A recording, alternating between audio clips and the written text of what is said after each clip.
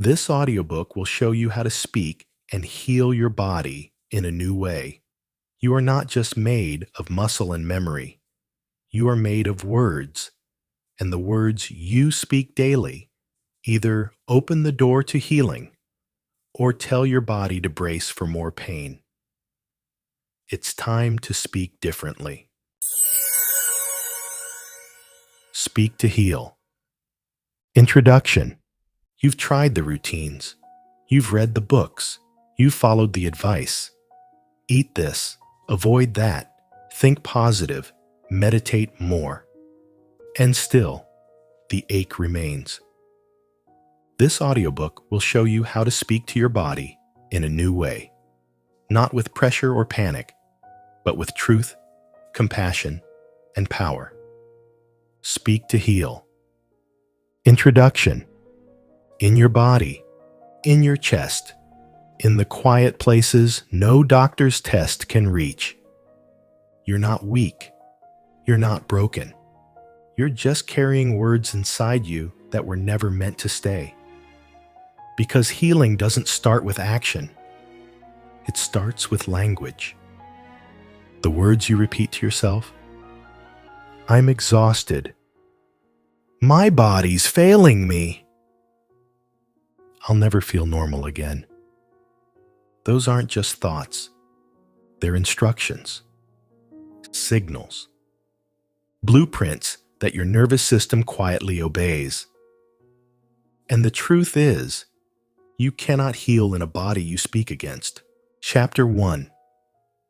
What you say, you store. How the body records every thought. Your body keeps a journal, but it doesn't write in ink. It writes in muscle tension, heart rate, hormone levels, and breath. And what does it write down most? What you say about yourself. Every repeated thought, every whispered, I can't, every quiet, I'm not enough. Your body hears it. And more than that, it believes it. Modern neuroscience and ancient wisdom agree. The way you speak to yourself is not harmless. It's programming. Dr. Joe Dispenza teaches that repeated thoughts and emotional patterns create new wiring in the brain. When you think, I'm always tired, or my body's falling apart, and you feel that truth deeply, your body encodes that state. It becomes your baseline. Your chemistry shifts to match the message. That's not poetic metaphor. It's neurobiology. The brain sends a message. The body responds with chemicals. And soon, your cells begin living in the echo of your beliefs. Louise Hay spent decades teaching that every illness begins with a thought. Not because you're to blame, but because thoughts are instructions. Say, I'm overwhelmed every day, and your immune system receives that as a fact. Say, I can't handle this, and your nervous system prepares for collapse. Say, I'm healing with feeling, and your body begins looking for signals of recovery. Your words become your internal climate, and your body adjusts its systems to survive in it. Here's a simple example. Let's say a woman grew up hearing, "You're too emotional." She absorbs this, not just in her mind, but in her posture, her breath, her endocrine system. As an adult, when big feelings arise, her body tightens. Not because anything's wrong, but because her inner language still whispers, "You're too much. Keep it in. Don't feel." And over time, the body stores this as anxiety, as tension, as exhaustion, not from what's happening, but from what's being repeated. You may not even realize the phrases you carry. the ones that live in the background. I'm not strong like other people. I've always had health issues. My body betrays me. These are not passing thoughts. They are invisible blueprints. Your cells, your hormones, your immune system. They adjust themselves to match the architecture of those words. And yet, if you've memorized illness, you can also memorize healing. Your brain has the capacity to rewire. This is the miracle of neuroplasticity. When you start saying, "I'm safe now," my body knows how to recover. I'm learning to feel peace again. You begin giving your nervous system new instructions, not demands, but directions. And with enough repetition, your biology will begin to follow. This doesn't mean you'll never feel pain, or that one good affirmation will fix years of stress. It means your body is more responsive than you've been taught. It listens not just to medicine, but to meaning. It listens to the tone in your voice when you say, "I'm okay." It listens to whether you trust yourself when you say, "I'm healing." It listens and it writes. So the question is no longer, "What's wrong with me?" The deeper question is, what have I been saying to myself for so long that my body started living it out? This is not about guilt. It's about responsibility, the kind that frees you. You don't need perfect words. You need new ones. Ones your body can begin to believe. You need to say, "I've stored the story of pain, but I'm ready to speak something new." Because your healing doesn't begin with a pill, a plan, or a practice. It begins with a word. Your word. And what you choose to say from this moment forward is what your body will begin to store. Chapter 2. Words that wound. The subtle power of self-harm through language. There is a kind of pain no X-ray can detect. No scan can measure it, but your body feels it every day. It's the weight of words you didn't realize you were carrying, especially the ones you said to yourself, "I'm such a mess. I'll never get better. Why do I always ruin things?" We speak these phrases casually, sometimes even with a laugh. But beneath the humor is harm. Because the body doesn't know the difference between a joke and a command. Louise Hay taught that every criticism, every complaint, every phrase of self-rejection sends a message to the body. You are not safe. You are not enough. You are not whole. Over time, those messages don't just pass through you. They take residence. They settle in the muscles that won't relax, in the fatigue that never quite lifts, in the digestive system that's always tight, and in the breath you hold without noticing. Your body listens, not just to what happens, but to how you describe what happens. Think of it this way. If a child were sick, would you stand over them and say, "You're hopeless. You always get sick. You'll never be strong"? Of course not. And yet, how many times have you said something similar to yourself? This is just who I am. I always fall apart. My body's broken. You wouldn't speak that way to someone you love. But for some reason, you've learned to tolerate it internally. And what you tolerate, you teach your body to expect. This is the subtle violence of self-talk. It doesn't scream. It seeps. And that seepage shapes how your body heals, how it rests, and how it trusts. Louise Hay reminded us that the body thrives in love, not abstract, spiritual love, but daily, spoken, grounded, verbal kindness. Without it, your body feels like it's constantly under attack. Even when no one is saying anything cruel from the outside, because the real harm is coming from within. This is not about blame. You didn't choose these words to hurt yourself. You likely learned them in moments of overwhelm. You adopted them from voices that were never yours to begin with. Parents, teachers, culture, religion.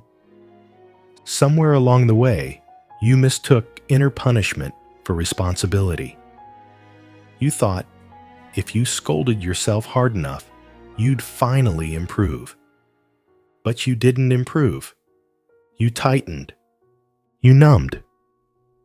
You built resilience, but lost softness, the very quality your body needs to heal. So what's the alternative? Language as medicine. You don't have to swing to false positivity.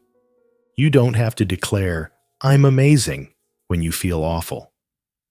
You simply begin with honest kindness. Try this. Instead of, "I'm a disaster," say, "I'm overwhelmed, but I'm finding my way."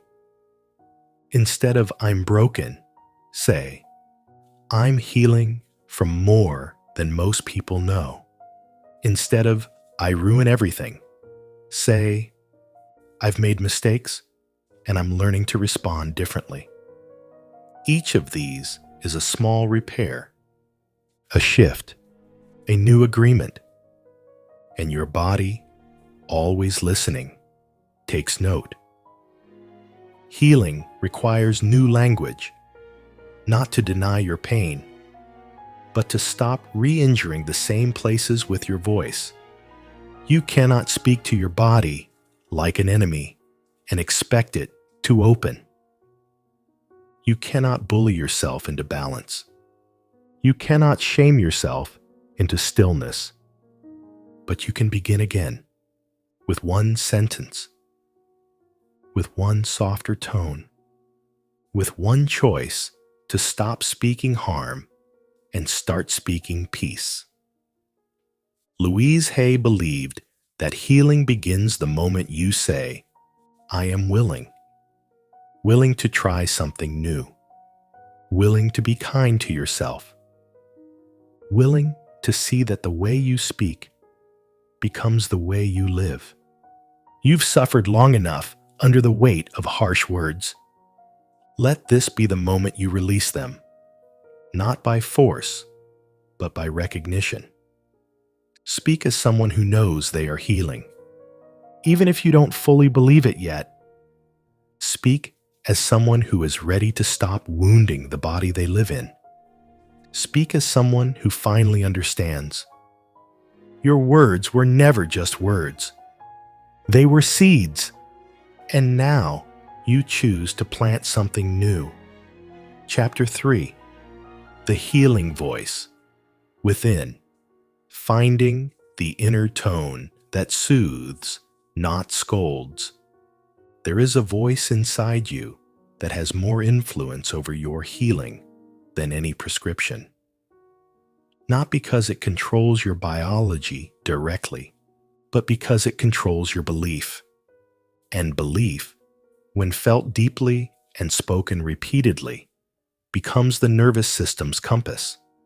Most of us don't realize how often that inner voice becomes our worst critic, not out of cruelty, but out of habit.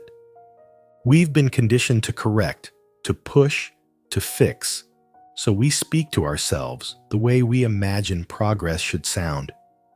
"You're so dramatic. You need to toughen up." What's wrong with you today? This voice doesn't just exist in thoughts. It echoes in the body, in the tightening of the chest, the spike of cortisol, the shallow breath that follows a self-directed insult. Dr. Joe Dispenza teaches that thoughts, when combined with emotional intensity, begin to rewire your brain. If repeated often enough, they train the body into a state of being. Your inner tone becomes your outer chemistry, and your nervous system begins to memorize the emotional signals you send, whether they're healing or harmful. So what happens when your inner voice sounds more like punishment than presence? You remain in defense. Your body braces. Healing is postponed. Because healing does not unfold in an environment of tension. It unfolds in the presence of safety. And safety begins with how you speak to yourself when you're hurting. You may have tried affirmations, but if your inner tone is cold, mechanical, or laced with doubt, your body won't receive them. Because it's not just the words, it's the energy behind them that determines whether they become medicine or noise. Now imagine a new voice inside you. Not fake, not forced, but kind.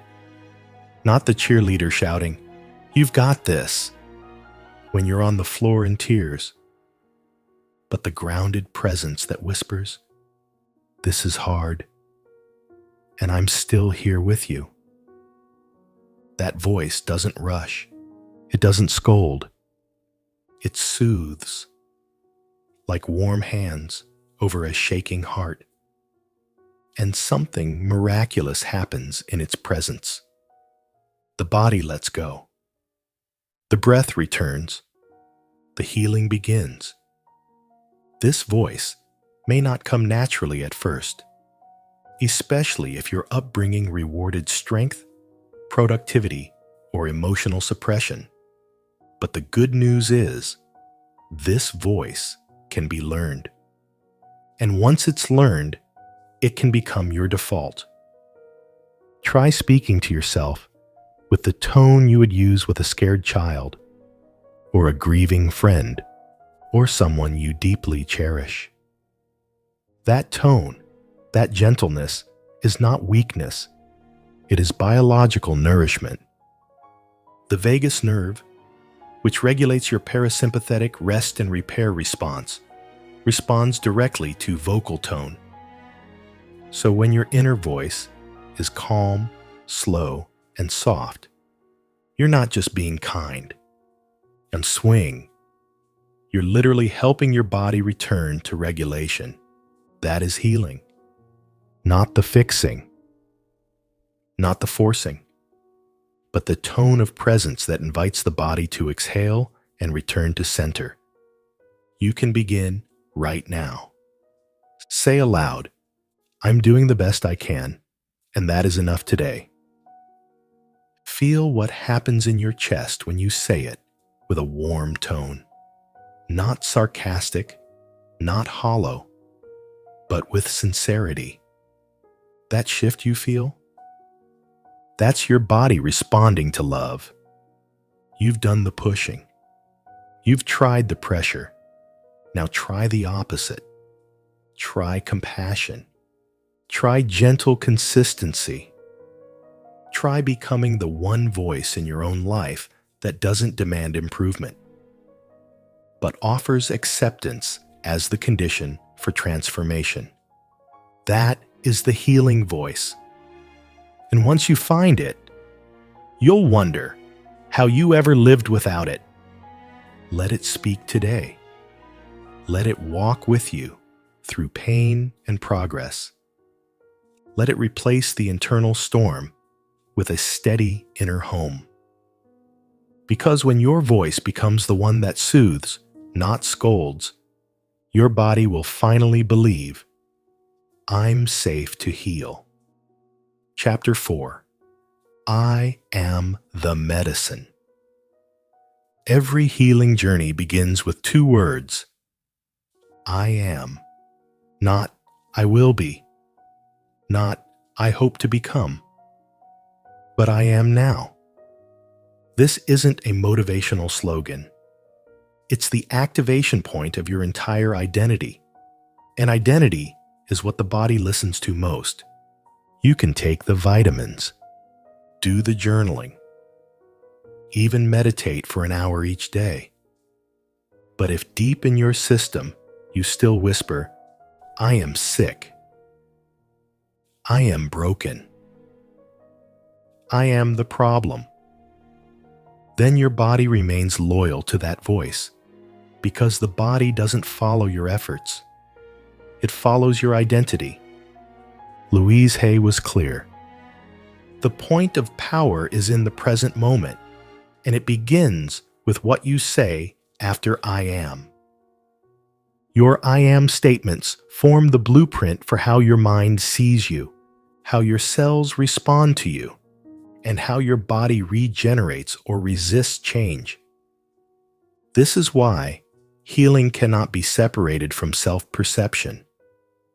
You cannot embody a healed state while repeating the identity of the wounded self. The language you choose becomes the atmosphere of your cells. Say, I am always tired, and the body adapts its chemistry accordingly. Say, I am restoring, and the body recalibrates. Not immediately, but consistently, because biology listens to repetition. Caroline Myss calls identity the most powerful force in spiritual healing. She says, we don't heal by begging the divine. We heal when we reclaim the power of naming and take full ownership of who we choose to be. And this includes who we are no longer willing to be. Many people live in an identity they never consciously chose. They inherited it from caregivers who said, you're too sensitive. From doctors who said, this will never change. From trauma that whispered, you're not safe here. And then, without realizing it, they began to repeat those names. I'm difficult. I'm anxious. I'm not strong like others. Over time, those words didn't just shape thought. They shaped posture, breath, and cellular memory. But the miracle is this. What was spoken once in fear can now be rewritten in truth. I am not broken. I am healing. I am not a diagnosis. I am a living, breathing miracle in progress. I am no longer who I was when I got hurt. I am medicine. I am possibility. I am becoming. These are not affirmations. They are restorative instructions to your body and soul. You don't have to fake them. You just have to be willing to say them with more certainty than the voice that once said you were too far gone. The shift happens the moment you stop trying to heal from the identity of someone who is permanently wounded, because that's the trap. To repeat the wound as a name is to stay loyal to it. But to declare, I am the medicine, is to become the environment where healing is no longer a goal. It's a state of being. Try this. Close your eyes. Place your hand over your heart and say aloud, I am healing. Again, I am healing. Feel the difference when you say it as a fact, not a wish. It may feel unfamiliar, but that's not because it's false. It's because it's new. New names take time to settle.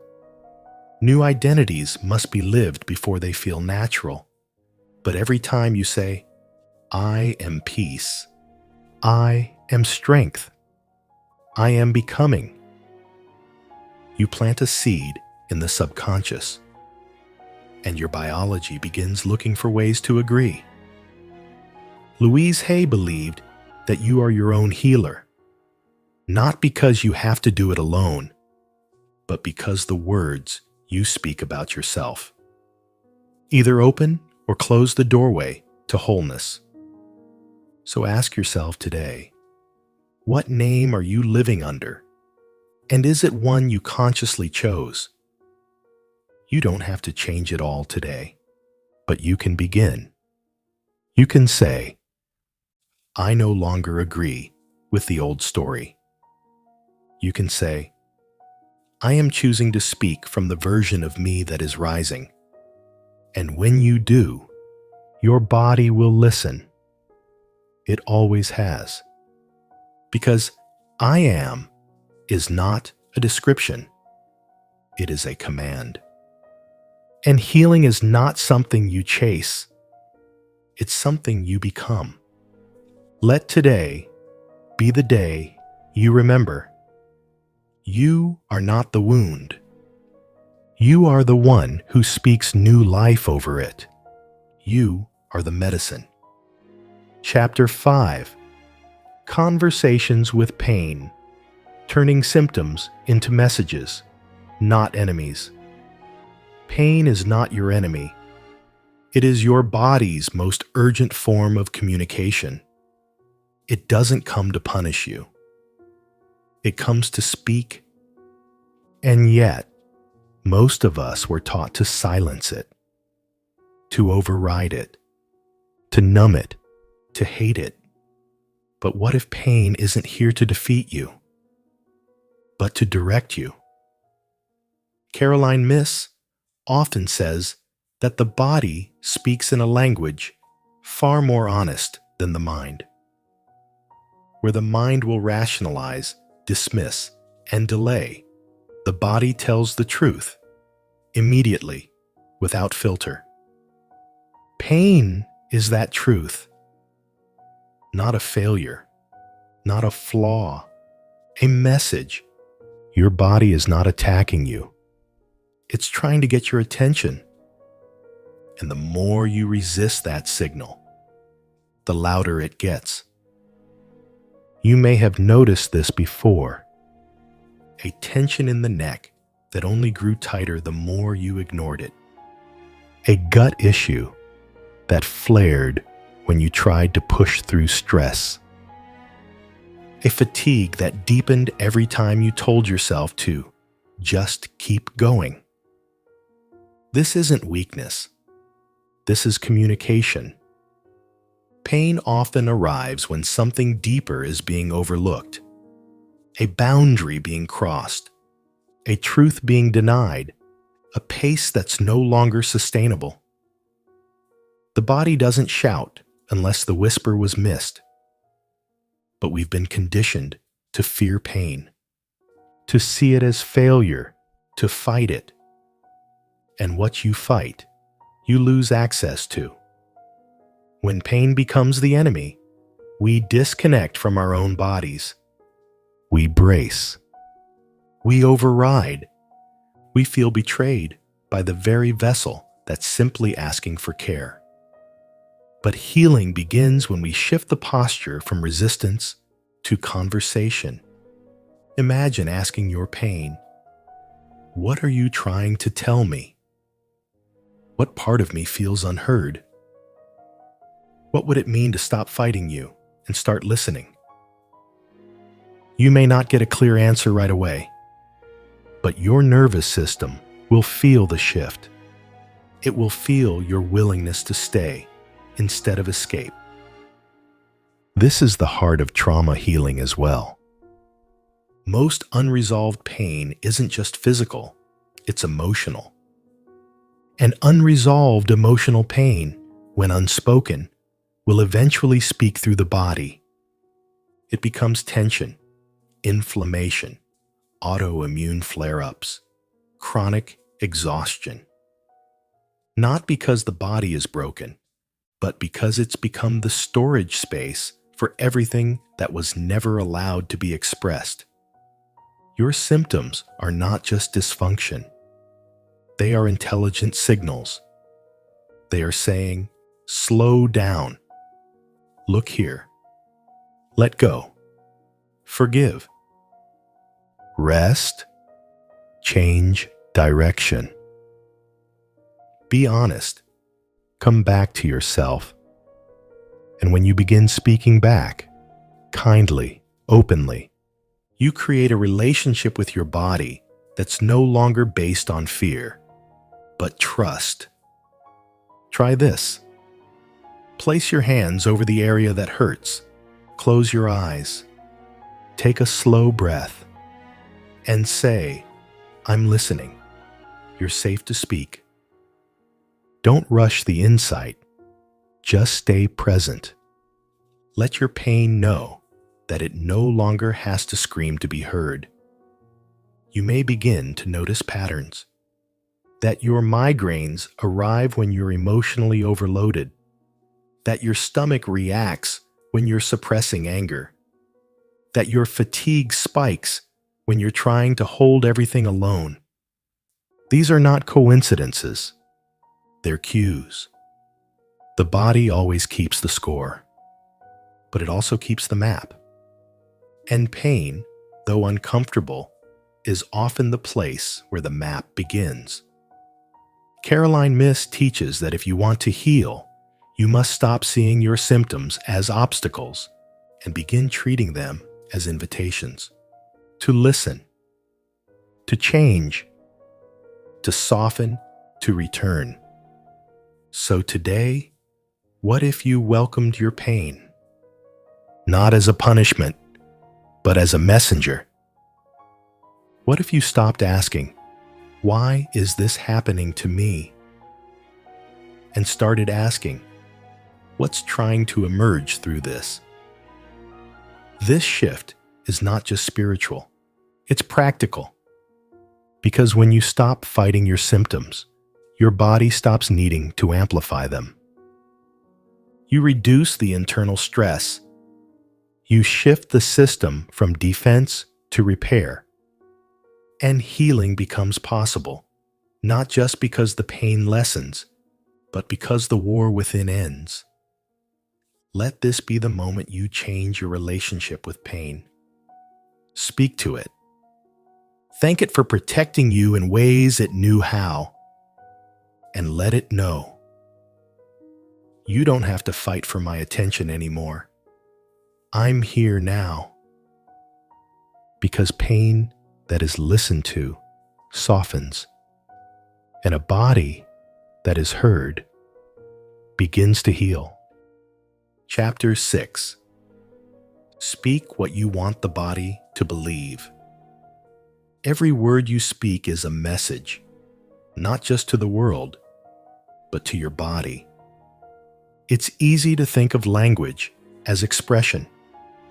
We say things to describe how we feel, what we're going through, what we hope for. But on a deeper level, your words are more than descriptions. They are directives. They are instructions broadcasted to the entire network of your biology. Your cells aren't neutral. They're listening all the time. And they are responding not only to the chemical signals in your bloodstream, but to the emotional tone behind your words. Bruce Lipton, in his work on epigenetics, made a powerful observation. Genes respond to the environment, and your thoughts, your perception, create that environment. So if your thoughts are fearful and your words reinforce powerlessness, you create an inner world where healing slows, where inflammation increases, where survival takes priority over restoration. The opposite is also true. When your words speak safety, possibility, and gentle certainty, you create a biological climate that welcomes repair. In other words, your language doesn't just reflect your state, It helps generate it. Think of the common phrases many people use. My body never cooperates. I can't deal with this anymore. This always happens to me. These aren't just habits of speech. They're affirmations, unconscious mantras, repeated daily and soaked up by a body that trusts the voice it hears most. Now imagine repeating instead, my body is working with me. I'm learning how to support myself through this. I trust that healing is happening even if I can't see it yet. These are instructions, not commands shouted in desperation, but calm, repeated cues. Like a kind teacher retraining the nervous system. The body does not demand perfection, but it needs direction. Without conscious language, your biology runs on old patterns, old phrases, old identities, old agreements that no longer serve your becoming. That's why this chapter is not about becoming a positive thinker. It's about becoming a precise speaker. Speak not what you fear, but what you want the body to recognize. Speak not what you inherited, but what you now choose.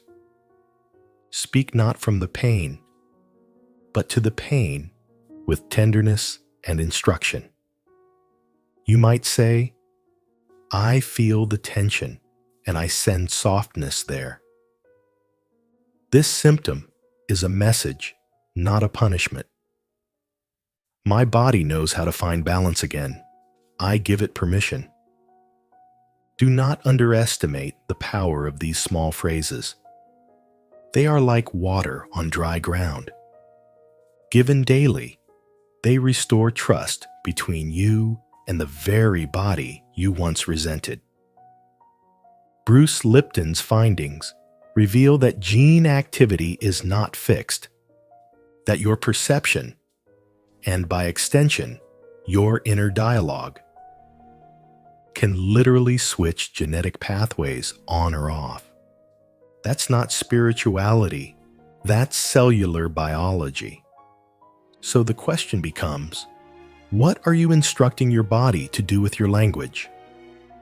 Are you commanding it to collapse or inviting it to rise? You don't have to sound confident right away. What matters is consistency, tone, and sincerity. Start with bridge phrases.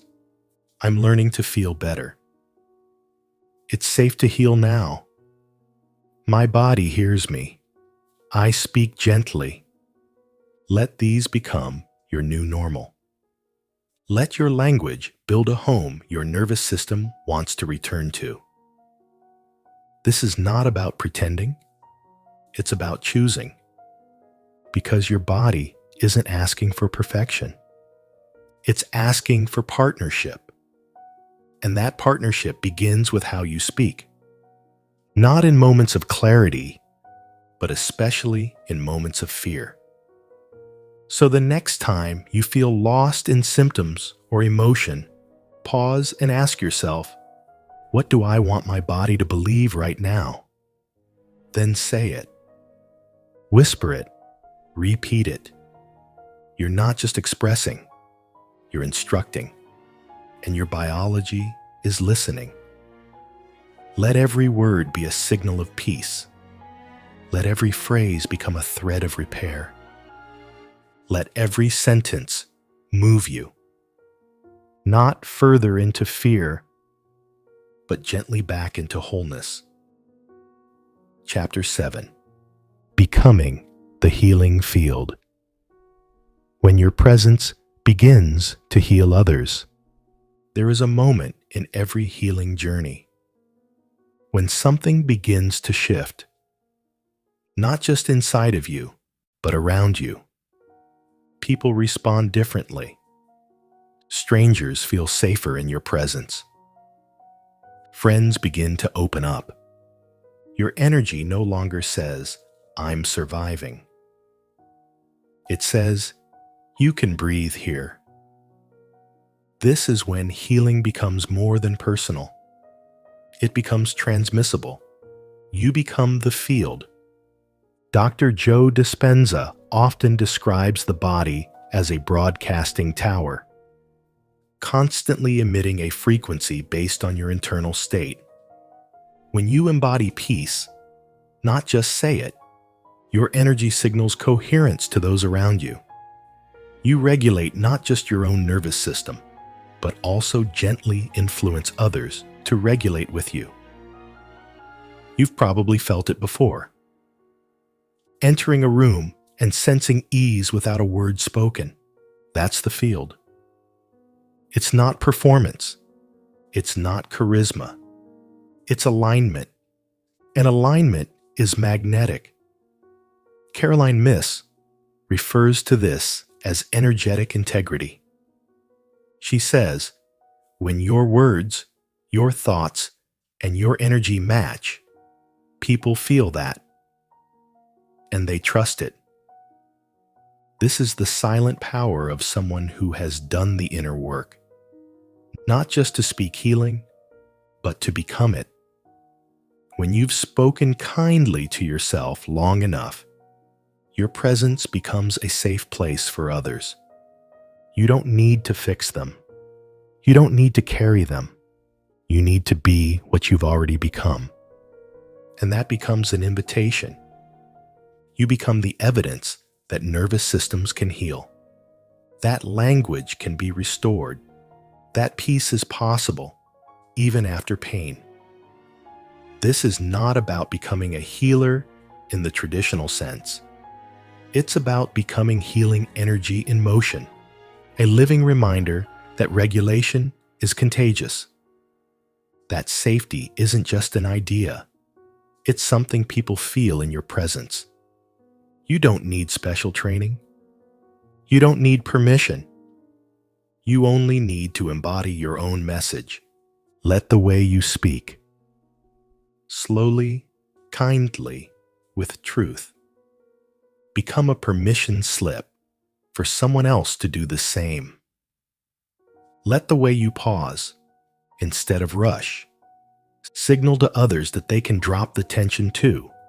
Let the way you've softened toward your own pain. Create an unspoken invitation. You don't need to be perfect here. You're already enough. This is the healing field. It doesn't shout. It doesn't convince. It simply resonates.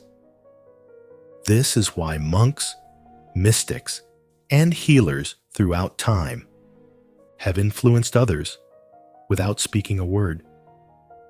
Because they no longer talk about peace. They are peace. And presence doesn't lie. This final chapter is not just an ending. It's a beginning. You've learned to speak differently, to listen inward, to rest between the words, to rewrite your name, reshape your tone, and reintroduce yourself to your own body with reverence. Now, the echo of that work travels beyond you. It enters your relationships, your posture, your silence. And others will feel it, not because you tell them you've changed, but because they feel safer when you're around. That is the quiet legacy of someone who is healed. Not perfection, but presence. So if you've ever wondered, can I really make a difference? The answer is yes. You already are. Every kind word spoken to your own body, every gentle breath taken in a moment of stress, every time you chose understanding over self-judgment. That's not just healing, that's transmission. Your healing is not selfish. It's generational. It's relational. It's contagious. Let your very being be the medicine. Let the way you've spoken to your own pain Become the way the world begins to speak to itself. You are the field now, and without even trying, you will help others remember how to come home to themselves. Chapter 8. Healing in Public. You've begun to speak to yourself with more care. You've stopped calling your body the enemy. You've made space for silence, for softness, for the slow return of trust. But now, you step outside, and suddenly, the world speaks a different language. It speaks in hurry, in shame, in comparison, sarcasm, and scarcity. The world says, push harder, be stronger, don't be so sensitive. Success is the only evidence of healing. And you, who've just begun to breathe deeper, might find yourself bracing again. Because it's one thing to create peace inside. It's another to hold it when the outside doesn't match. Caroline Myss teaches that true healing isn't just personal. It's relational. It's tested in your interactions. It's strengthened in your boundaries. And it's revealed in how you speak to yourself when others don't understand your softness. This chapter is for that moment. The moment you realize the world may not meet your healing with applause. It may meet it with discomfort. But that doesn't mean you've regressed. It means your energy has shifted. It means your field no longer fits into old systems of survival. And now, your task is not to protect your healing by hiding it, but to anchor it more deeply within yourself, so it's not shaken by someone else's chaos. This begins by recognizing that you no longer speak the language of urgency. You speak the language of integration. And in a society addicted to speed, your slowness may feel like resistance. Because it is. It is resistance to self-violation, to overexertion, to using pain as a form of proof.